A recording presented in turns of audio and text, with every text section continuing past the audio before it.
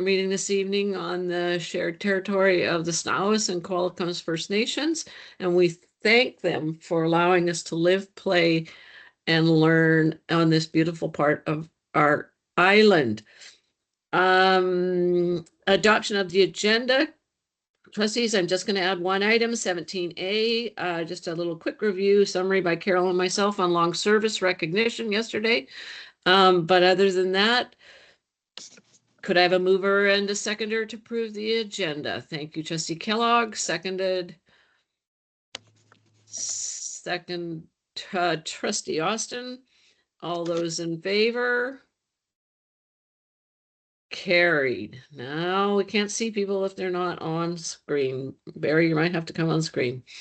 Could I have a mover and a seconder, please, for the consent agenda this evening?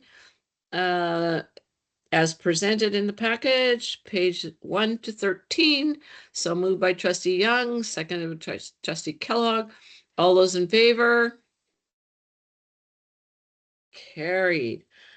We have no delegation this evening. No questions have been presented, so I'll call upon Vice President of the Mount Auburn Smith Teachers Association, and welcome to Ms. Katie Tickell. Katie, over to you.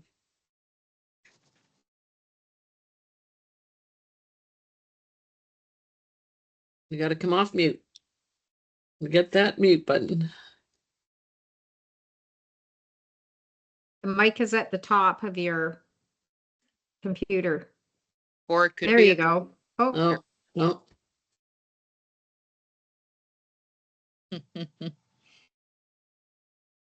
There we There you go. go. Sorry, I'm having some trouble with tech here today. Thanks for having me. Look forward to the meeting and yeah, what you guys have to say. The long service was really nice and nice to see lots of variety in food.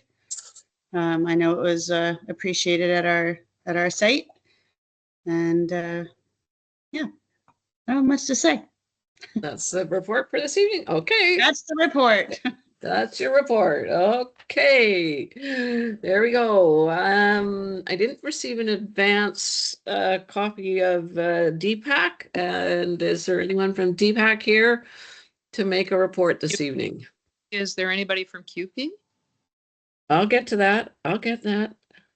Oh, okay. I'm here. Sorry, I didn't send that to you ahead of time. I That's just have okay. a brief, just a brief statement, just continuing to really enjoy connecting with trustees, district leadership, and families. We really appreciate all the collaboration and time and openness to feedback that everyone has been providing us. We were really happy that district staff provided an overview of the food programs last week at our DPAC meeting, really creating a space for parents and caregivers to contribute through a district-led working group as well. So kicking that off with another meeting this Thursday, which is awesome. So with the long-term funding now confirmed, at least on the federal side for the district, we feel like it's well positioned to really look at some long-term strategies, ensuring that all students have access to nutritious food. We also wanted to send our share our appreciation to the board. Your openness to hearing feedback from some of our exec members on policy reviews was really nice to see. We're really lucky in our exec. We've got some really strong parents and caregivers that have some knowledge in the space. So it was really wonderful that you were so open to hearing and incorporating some of those perspectives. And so with that, just closing and just saying thank you so much. And it's been a busy fall, but we're excited to continue that through December and then into 2026. So thank you. Great. Thanks for that. Now, Mr. Ewan Rycroft, QP. Yeah, good evening, trustees, members of administration, staff, and members of the community. Thanks for the opportunity to speak tonight. As always, it's a privilege to come together in this space where we can reflect on the work happening across our district and talk about how we can continue moving forward in a positive, collaborative way. I'm here on behalf of QP, and I would like to begin by expressing my genuine appreciation for the tremendous efforts that staff and administration alike have been putting in this year. These months have been busy, challenging, and full of challenges, yet collective dedication to students has remained steady. The commitment is something we don't always pause to acknowledge, but it deserves recognition. As we look ahead, I want to emphasize our union's commitment to collaboration. We are truly looking forward to working together as we face the opportunities and challenges of the coming months. Collaboration is not just a word. It is the foundation of a strong school district. When we share ideas, respect one another's roles, and approach conversations with understanding that we will all want the same thing for our students, progress becomes possible. Of course, collaboration becomes even more important during difficult times. And we all recognize our district continues to operate with significant financial restraints. Everyone, teachers, EAs, custodians, clerical staffs, trades, maintenance teams, and administrators are being asked to accomplish more with fewer resources. We will see strains on this places on individuals and on entire departments. Yet even in this challenging environment, the dedication of staff has never wavered. People continue going the extra mile, adjusting support on one another, and doing everything they can to keep schools running smoothly. That kind of commitment speaks to the heart of our district. But we cannot only rely on goodwill alone. When finances are tight and workloads grow even heavier, the importance of strong, clear communication increases dramatically. Communication helps prevent confusion, it builds trust, and it ensures problems can be addressed before they escalate. When information flows openly, consistently, we are all better equipped to find solutions. As a union, we remain committed to fostering this kind of communication. We want to be part of the solution. We want to participate in discussions early, to share insight from the ground, and to work collaboratively with the district to support staff and students. We appreciate the administrators and board members who are already engaging with us in productive, respectful manner. We look forward to strengthening that foundation in the months ahead. I'd also like to take a few moments to highlight something incredibly positive happening in our district. The 17th annual Try a Trade event hosted at Bolinas Secondary School. This year's event was the largest to date, and it was truly impressive to see how many skilled professionals took the time to come out and share their expertise with students. Students had the opportunity to interact with paramedical staff, culinary teams, hairstylists, bakers, roofers, sheet metal fabricators, automotive instructors, plumbers, electricians, and framers. That's a remarkable range of career pathways represented in one place. The energy in the rooms was inspiring. Students were engaged, curious, and excited to try things hands-on. I was proud to contribute alongside these highly skilled individuals. Events like this don't just expose students to the trades, they ignite possibilities. They allow students to imagine futures they may never have considered.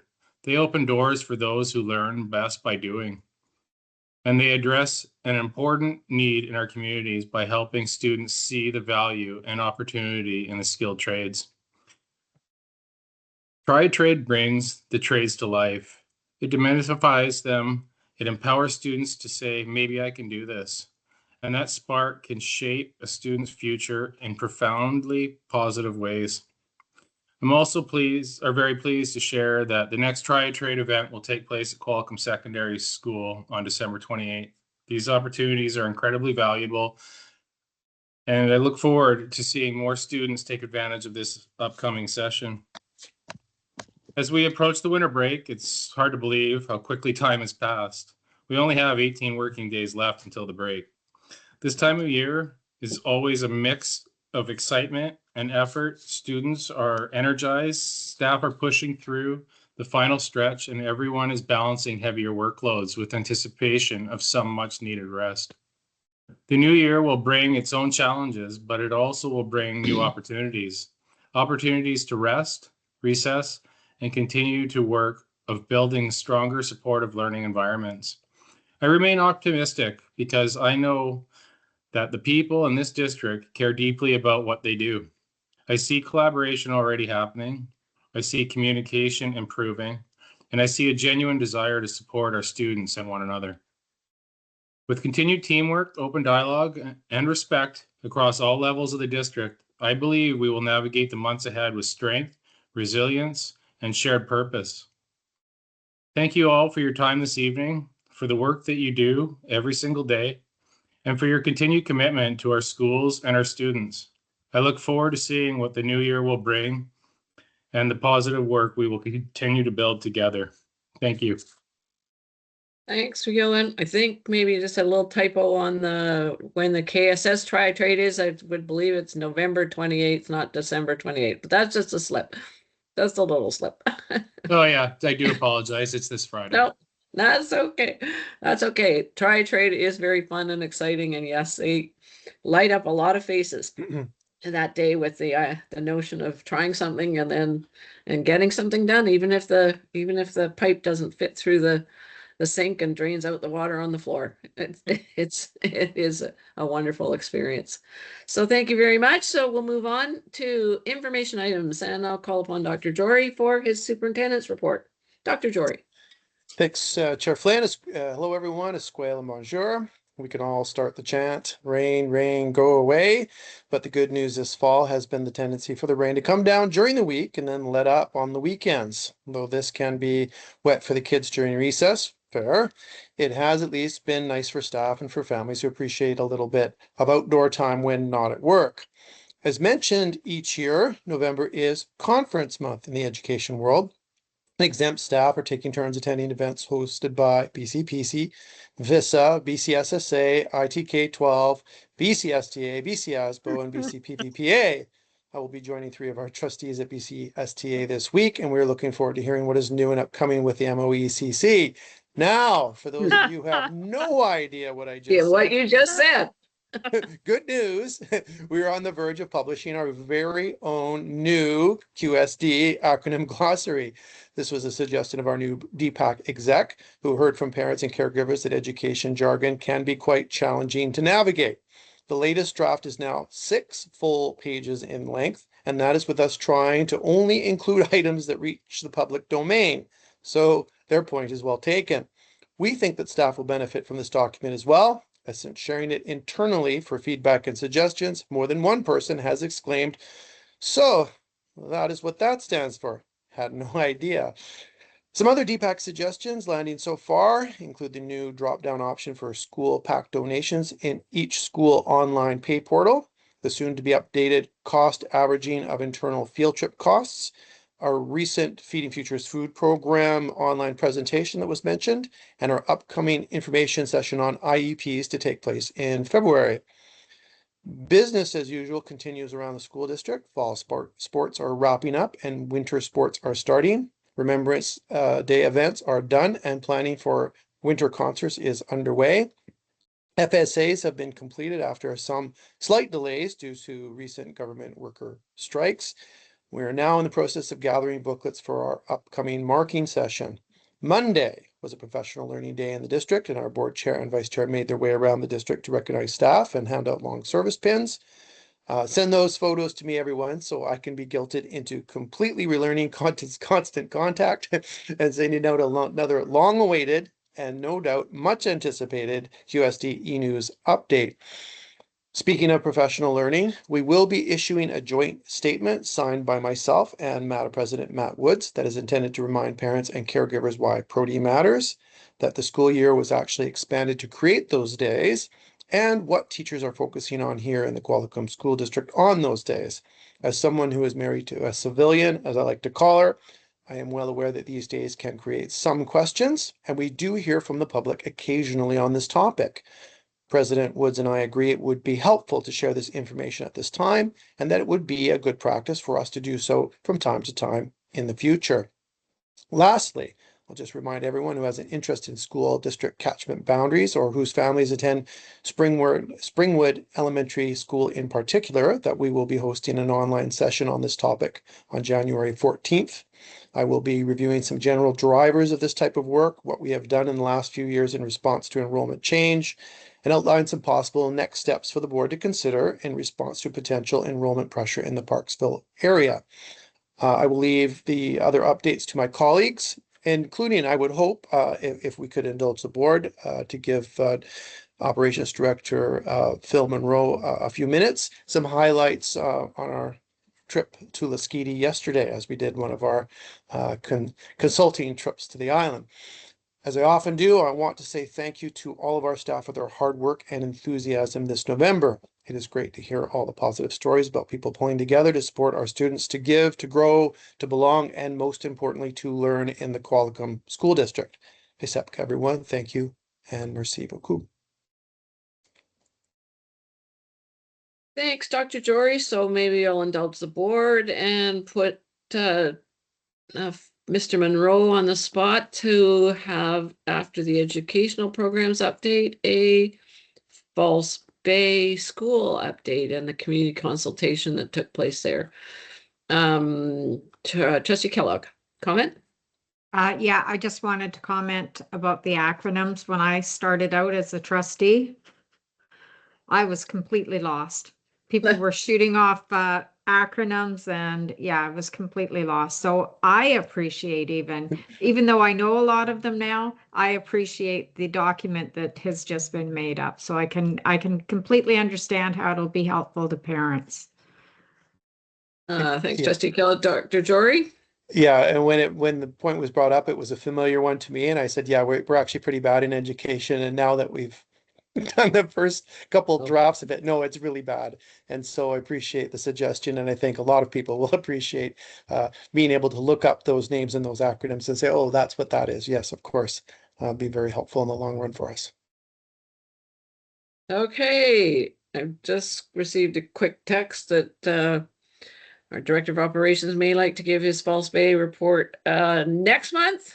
So we'll go through the educational report with Associate Superintendent Wilson and Director of Instruction, Mr. Terpstra, and Mr. Monroe. You can let me know what you'd like to do. Yeah, I can jump on after the education piece. That's fine. Okay. Okay, over to you, Associate Superintendent Wilson and Director of Instruction, Mr. Terpstra. Who's going first? I can go first this time. Just a couple of quick updates about some learning that we're working on right now in the district in the next couple of weeks, even though it's getting to be a busy time at schools. We know the learning updates of in progress and going out to families and things like that. But a couple of things that are happening for learning this coming 2 weeks. This week, the Brain and Belonging Group, which is the work around understanding the brain and how the brain works, and it connects to our strategic priority belonging, are going to do a session on Thursday afternoon. That's open to, we're hoping that at least one person from each site comes along with their counselor from those sites. Then on Friday, we've got principals and vice principals working together for a couple of hours in the morning with Jan Ferenc, who's done some work around the Bruce Perry's neurosequential model in education. And so having a group work with her. The literacy work that we're doing and the plan that we submitted to the ministry is well on its way. Rudy, I'm sure, will talk about a couple of things that he's helped to organize and work with. But next week, we have our first session with our very homegrown Tandy Gunn, who's facilitating some learning for our grade 2 to grade 7 teachers, alongside learning support teachers, looking at what we do next in terms of, we've gathered our assessment of our kiddos and looking at what their needs are in classrooms. So what does the literacy look like in classrooms? What does our planning look like in classrooms? And how do we facilitate the small group work within classrooms to make sure we're providing diversity to all learners and meeting their needs? So looking forward to that next week. We have one brave teacher who is willing to use her classroom as that learning lab. It's always great to see the strategies in action rather than just talk about the strategies. So at Arrowview Elementary School, they've done quite a bit of work on some assessment practices that we're piloting this year using the DIBELS. And it's not an acronym, the DIBELS. That actually is the name of the screener that we use. I'm not sure why. I won't ask. I'm not sure why, but it's called the DIBELS.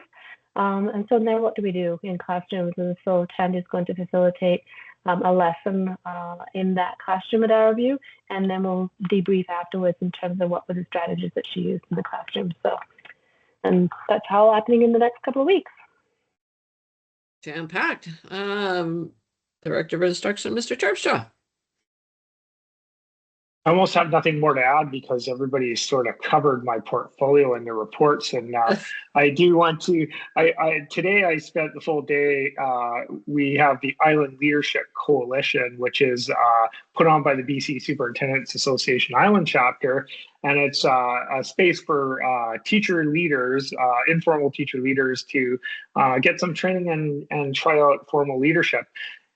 Funny thing though, part of our conversation was exactly about all those acronyms. So even the educators are also confused about them all. So they were actually super, this is great, this document is coming out. So good timing. Yeah, I just did want to highlight as part of our literacy plan, our second part of weaving local Indigenous knowledge and literacy is happening at Bolinas. And really exciting time because I also want to highlight, the work that our Indigenous Ed department and our local nations have been doing with the timeline. I've been able to see some of the interviews, and it's looking like this is honestly a significant historical piece of work for our local community, particularly our nations, but for learning for all our educators and our students. And the local nations and our Indigenous Ed company should be super proud of this work. Thank you, Ewan, for highlighting the triad trade, and also thank you for you and your team supporting it. Every year, not only do teachers give up their classroom space, but our tradespeople are willing to host stations. And yeah, it's been a great event by the career education team. And if anyone wants to see it on Friday, it's happening at KSS. And besides everything that's highlighted in the amazing education committee report, I just want to also shout out and Superintendent Jory mentioned, the volleyball season's coming to an end in the high schools. We've also had basketball in the elementary, and they're pulling off a big tournament wind up for each of the elementary schools next week. So as Associate Superintendent Wilson said, it is busy, especially next week in our system, but great things are happening, good celebrations of learning, and we're happy to be part of it. Thank you. Thanks, Mr. Terpstra. Any questions, trustees, of our educational team? Okay, our new surprise guest for this evening, soon to be maybe Dr. Phil Monroe, Director of Operations, and your trip to False Bay School and the presentation and the community input that happened yesterday. And hopefully nobody got seasick going there and back. Yeah, thanks, Chair Flynn. Yeah, thanks for having me on here. I will provide more of an update in January when we have some refined drawings, but in true commuting fashion over to Lasqueti at this time of the year, it's very unpredictable. We went to go over on Friday, but got cancelled due to the weather, and then we went over yesterday.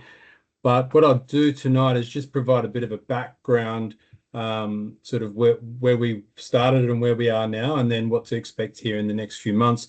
Back in June, we did our first community consultation session with the local community on Lasqueti. We didn't have an architectural firm signed up at the time or a construction management firm, but myself and some of the team within the district and a consultant that we're using to help with the project. He helped build the Hornby Island School, and Ian Hesselgrave, and he used to work with the Comox School District. And so he went over with us.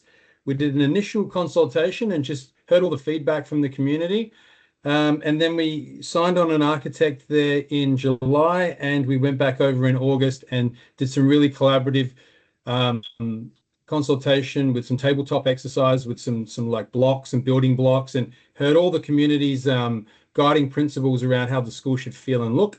And then yesterday we went back with the design after all their feedback had been incorporated. And that's where we're at in the process. There were some minor tweaks to come out of yesterday, like a few more windows and those sorts of things. But it's great to be at that stage of the process where we're talking about direction of the sun and what wall or windows going on. So we've come a long way, and we'll make those tweaks here in the next month. And then we'll share those drawings here and at the Finance and Operations Committee meeting in January. But a couple of other things I'd just like to talk about.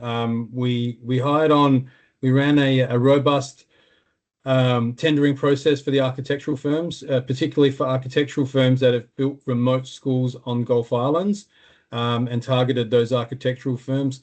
We've engaged with Studio Hub, who are from the mainland, and have worked in this space before, and they've been outstanding so far. We've also ran a tendering process for some large construction companies with the ability to build these kinds of schools on remote locations. And Heather Bray were awarded that contract, and they're the construction firm that we're using for that. Lots of experience with Heather Bray, and they've worked in lots of school districts up and down the island.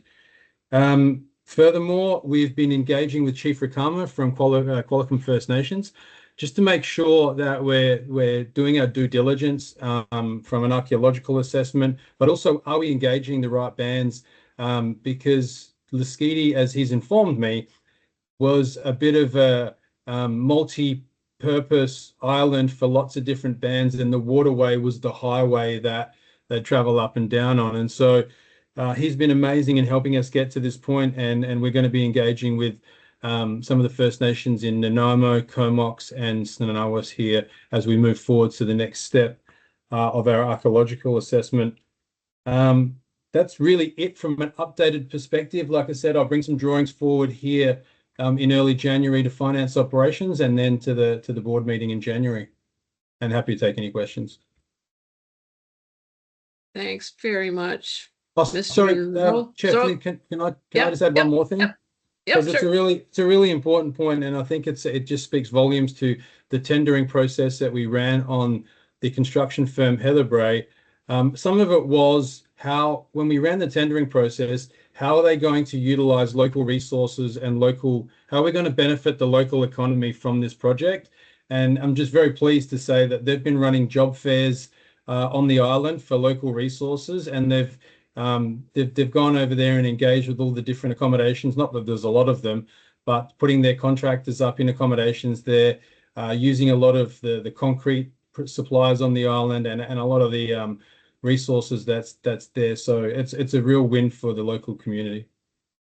Yeah, I think that's a major step that is very important to involve the people who live there, for sure, Phil. That was wonderful. Any other comments, trustees of Mr. Monroe? Seeing none, we'll move on to the Education Committee of the Whole report, and Trustee Young, pages 14, 15. Right. I don't have much to add to my report, but I'm reflecting on the meeting that we are having right now, and how great it is to do these committees of the whole, because they dig down deeper into the topics that we don't have time for in our regular public board meeting. I want to thank Mr. Terpstra and Miss Karen Hurt at the office. They help us. They have helped me to really hone the education committee to a place where I think we're looking at things that people really want to hear about. And I'm always trying to match to that, because I think this is a place where we can talk about the things that really matter in an informal way and in depth. So my thanks to them, my thanks to Associate Superintendent Wilson as well, because we got to some stuff last year that was really important. So just a big thank you, and a thank you to all of us who are working so hard together to make this the best school district in the whole province. So thanks very much. And the report is there. We do our best to summarize everything, but the best way is to come to the meetings. Thank you. That's your advertisement. Finance and Operations Committee of the Whole report, Trustee Kellogg. Good evening, everyone. Yeah, we have a recommendation that the Board of Education of School District number 69, Qualicum, receives the Statement of Financial Information, the SOFI report for the year end of June 30th, 2025. Moved by trustee Kellogg, seconded, please, trustees, and then thank you, trustee Young, and then Mr. Amos, would you like to delve into a little further? It's a lengthy report. And we did do it at Fins and Ops, but this is a requirement of Treasury Board or PSEC that we comply before year end. Any highlights? Mr. Amos. Not really highlights. Yeah, absolutely. We went through it fairly in depth at the Finance and Ops, but just for those who weren't there, it really is a report that that follows the Budget Transparency Act that basically reports on individuals earning greater than $75,000 or suppliers sales greater than 25,000. It's an annual report. It's filed with the ministry, and they will take our report once we file it, and they will put it on their website for public information. We also keep it on our website for information, but again, it really is just an annual report that is compliance with Transparency Act. I'll leave it. Yeah, and so absolutely, it's there before you. Yeah, that's about it. Getting longer every year. Trustee Austin. Yeah, and I'm just going to repeat what was also said at Fin and Ops, and that's when this report does come out on the provincial website, for people that are interested in looking at it, also take the time to look at other school districts, like-sized school districts around the province, larger ones, smaller ones. It does make for some interesting reading, and it does help put things into perspective. Thank you. Thank you, trustee Austin. Okay, now on to the Policy Committee of the Whole, and I chair this meeting. Finish with the motion. Oh, sorry. Call a question on the motion. Sorry, I'm moving along too fast. All those in favor? Okay, are we going to wave your hand, trustee Kurland? Wave your hand. Okay, well, I don't think he can vote against it because it has to go forward. Okay, Policy Committee of the Whole, their meeting notes are quite extensive in your package, page 74 to 78. The first three items this evening are Administrative Procedure 101, Purchase and Disposal of District Assets. This is the administrative procedure only, so is here tonight for our information. The policy as it stands stays the same. Similar to the Administrative Procedure 708, Emergency Preparedness and Closure, the Administrative Procedure is presented here for information this evening. And also our Administrative Procedure 900, Privacy Management and Accountability, and that is all our legal requirements for record holding and the like, and it is here for information. First reading this evening will be for confirmation of the Policy 801, Health and Safety of Employees in the Workplace. I would move that the Board of Education, School District 9 Qualicum accepts the recommendation of the Policy Committee of the Whole that the Policy 801, Health and Safety of Employees in the Workplace, has been reviewed and confirmed as written. We are somewhat in a holding pattern on this one because we are anticipating information from WorkSafe BC, but we feel we need to confirm that we can run and have our policy stand as written right now. So I've moved the motion. Could I have a seconder, please? Thank you, trustee Kellogg. Are there any comments, trustees? Seeing none, all those in favor? Carried. Policy 802, Student Health, Common Medical Conditions. The Board of Education accepts the recommendation of the Policy Committee of the Whole that the board Policy 802, Student Health, Common Medical Concerns, has been reviewed and confirmed as written with the attached response to unexpected health emergencies. This is a requirement by the ministry to include the information for the public on naloxone and AEDs in schools. We've had this for a number of years where we have the choice, the ministry gave us a choice to either include it in a motion or in a board policy that they already had, or create administrative procedure. The policy committee has spoken to it and read the appropriate wording for it and agreed to include it in policy 802. So moved by myself, and could I have a seconder, please? Thank you, trustee Kellogg.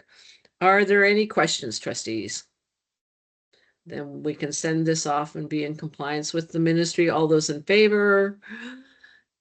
Carried. Thank you. Policy 803 towards considerate work, school and workplace environments is recommendation that Board of Education School District 9 accepts the recommendation of the Policy Committee of the Whole regarding Board Policy 803 toward a considerate school and workplace environment.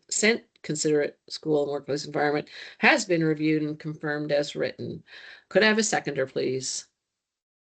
Thank you, trustee Kellogg. Any questions, trustees? All those in favor? Carried. Has been under quite a bit of review. So we will have this evening, Dr. Jory has done a lot of work in the field with the principals and vice principals around student discipline.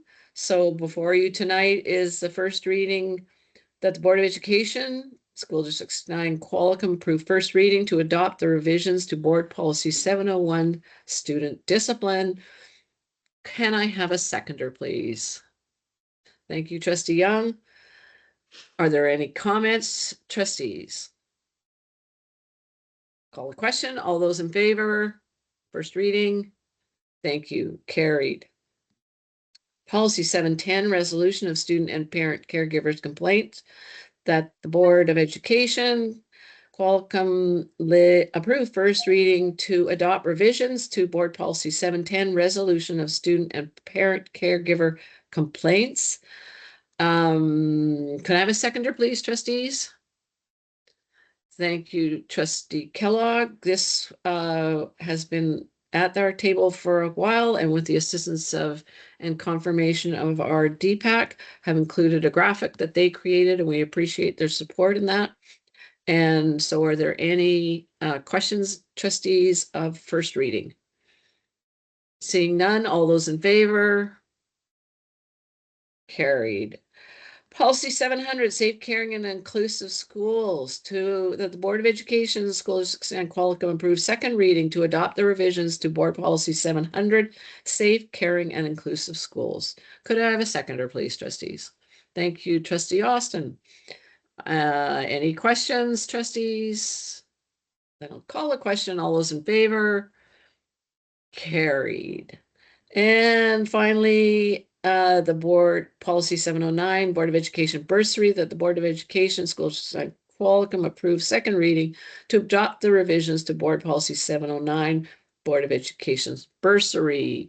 Could I have a seconder, please? Thank you, trustee Kellogg. Any questions, trustees? All those in favor? Carried. Thank you all for that. Now we have a report from representative outside organizations, and trustee Young is going to speak on Inclusion Canada, People First of Canada, a virtual event that she's been attending, and has a report. Trustee Young. Yeah, thank you. First of all, my thanks to the DPAC member who sent me the information on this, because I used to get those emails, and then for some reason they stopped coming. So great events, fabulous events. Being a person who has worked in social justice for probably, well, the better part of 50, 60 years, I've had my eyes open to a few of the reasons why inclusionary practice has been so hard to implement properly in school districts. And we continue to work in this district toward inclusion. We know that there are financial restraints, and we know that sometimes we need more data on things like partial day and so on and so forth. And we're really working very, very hard, very diligently to ensure that all of our students get what they need to succeed. So I will continue to work on that. Next month, I've already had the final session, but there's also, I hope, if I can get the technology to work, that I'll be able to include the links to all of the talks, because I couldn't possibly tell you all of the things that happened at those talks. Most of the speakers were people with lived experience of what it was like to have a, quote, disability, and I wish we would just get rid of that word. And also the resources, the link to all of the resources and all of the studies that they referred to. So look forward to doing that. I hope I can get it out in time, Karen, get it back to you. But what a fabulous session, and thank you so much. I will continue to work on this through the Education Committee, through my absolute commitment to social justice and inclusion. Thank you so much for letting me have the time. Thank you, Trustee Young. Trustee items, I did add trustee item on long service recognition. Our district takes time, and it's somewhere in the year, it happened to be yesterday, to recognize our employees who have served the district for 10, 20, and 30 years. We try to hold this event when it's an all-staff event, so we can provide lunch, provide a meal, provide a table for everybody to gather, and each of us as trustees attend schools to award the recipients their pin. I had the pleasure of doing a number of schools, started in the Noose and ended in Bowser. And it was just such a great feeling. I felt sort of I was driving a lot, but it was just so well received by everyone who was attending professional growth sessions yesterday. And to know that people who have worked here 30 years of their life is quite incredible, to be able to see their commitment, know their passion, and their absolute commitment to working with our kids and in our school district. I'm very, very proud of that. The other half of the schools were done by our vice chair, Carol Kellogg. Maybe Carol, you'd like to give a highlight of yesterday, or how you, other than the mileage. I was honored to be able to be part of this, because I also feel that when people have dedicated a good chunk of their adult life in an organization that provides such important work, which are our students, that I feel that the recognition is really important. And I recognize all staff and their importance, whether they've been here a year or 43 years. I hear we have an employee that's been here 43 years, but I just want to say that I love the fact that we have so many great employees in the district that dedicate their time, but to be somebody that's dedicated 10, 20, or 30 years is phenomenal. And yeah, I was just so happy to be able to get out and say thank you. And I hope it meant something to those that did get the pins. Yeah. And I want to thank Ron and Rudy, because they were my sidekicks. Yeah, And they were very good, well behaved. I had Dr. Well Doherty behaved. and Mr. Brennan helping at my side, and so it was wonderful to have senior leadership joining us to hand out the pins and congratulate our staff yesterday. And there's no new or unfinished business. Our board correspondence is 2 letters that are outcomes of our board meeting last month. The community partner letter on school traffic safety involving a traffic safety analysis that we'd like to have done around Springwood and Oceanside. And we already have one response from someone to say that they are ready, willing, and able just to call them up to the table to participate. And that's been wonderful. And our second letter in correspondence was just released to the Minister of Education and Childcare. Public funding of private schools has been the title that we used. And I would like to thank Mr. Rycroft of CUPE and our president, Matt Wood of the Mount Arisma Teachers Association for co-signing this letter with us. It was very impactful to have these signatories to our correspondence. Advocacy, though, I think I've said to well, as many will listen to me anymore. It's hard work. It's not easy to see the results very quickly, but I think if we don't start, you'll never get to know what the answer or what kind of steps can be taken. So I would like to thank both our unions for signing on this document with us, and it has gone out, and we aren't going to lose it because it is also going to our Vancouver Island School Trustees committee meeting this weekend in Vancouver for support to go to the BC School Trustees Association as a motion at our annual general meeting in April.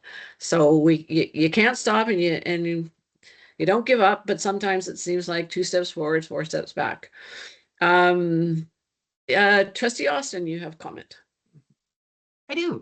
I just wanted to comment. I think like the 2 great letters, I think, and I'm really glad that they've gone out. It might be a case of, there was quite a few eyes on the school safety letter.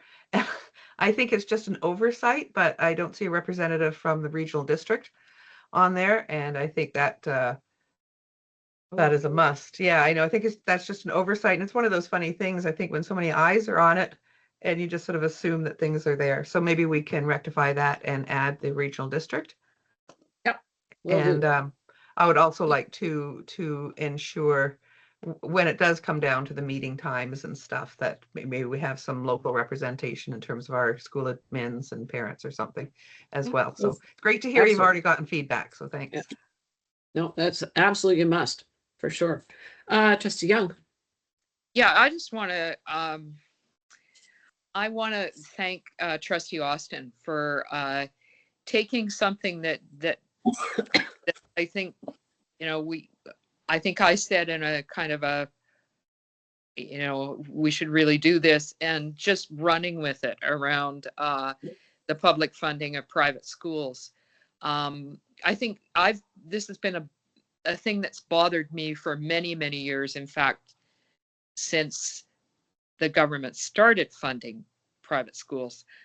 When I went to school, we had a really good, well-funded public education system. And I think that over the years, that's the funding has been an issue. And I think part of the reason is because there's public funding to private schools. So thank you so much, Trustee Austin, for your research and your hard work on this. You are definitely a better researcher and a better writer than I will ever be. And so thank you for your work.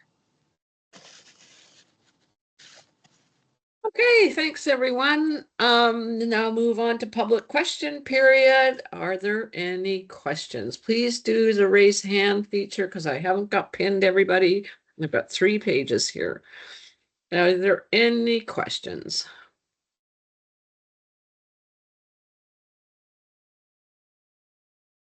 Okay, seeing none, I'll call the meeting adjourned. And could I have a mover to adjourn, please?